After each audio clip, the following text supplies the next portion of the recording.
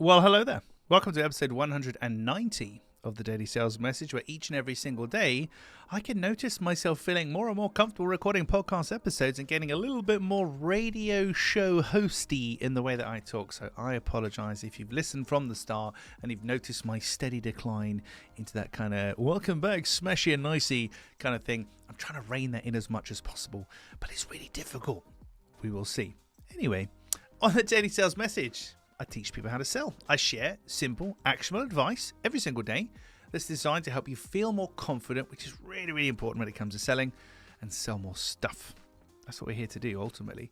Today, I want to talk about a type of person that will never, 100% never buy from me. I bet my house on it, my children's lives, everything I own. I don't care what you're selling, who you're selling it to, where you are in the world, couldn't care less. This type of person, 100%, absolutely, without question, will never buy from you. I'm really building this up, aren't I? Better get this right. It's a confused person. Confused people don't buy. If I offer you something and I explain it to you and you are confused as to what it does and why you might need it, you will not buy it from me because you don't understand what it will do for you. By definition, I don't know why I'm talking like this, but you won't understand what it's going to do for you by definition. So it's actually not that you won't buy it. You can't buy it.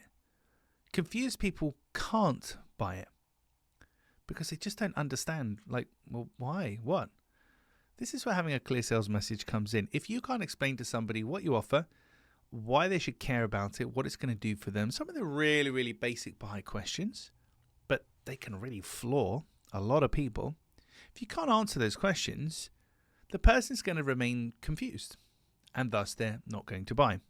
So think about the people that turn you down for your offering and ask yourself that question. Are they confused? Did they understand exactly what you offered them? Or was there something missing? And try and do as much looking into that as possible because so many people don't buy from you or from me, but hopefully not from me. It's the nature of my job. But so many people don't buy because they just don't understand.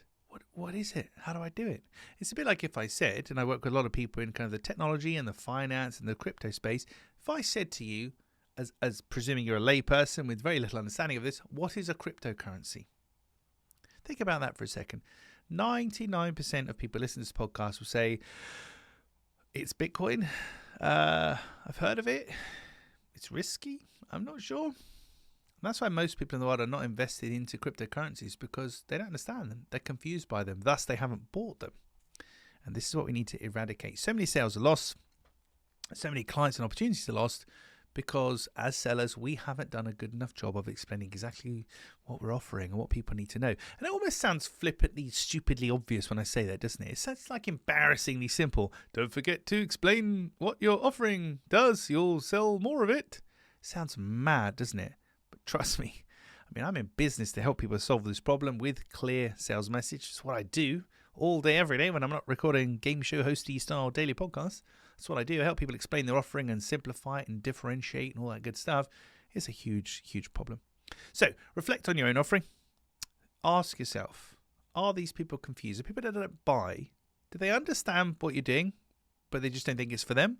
Or do they literally just go cross-eyed as soon as you say crypto, AI, tech, blockchain, synergy, whatever kind of garbage terminology there might happen to be in your industry? That's just going to deter people. Right. Got a bit passionate there, didn't I? Sorry about that. Right, let me look at my notes. Tomorrow, episode 191. Oh, we're so close to episode 200. I got excited about episode 100. Episode 200 is in the wings. 101. Always ask your buyer this. Always ask your buyer this.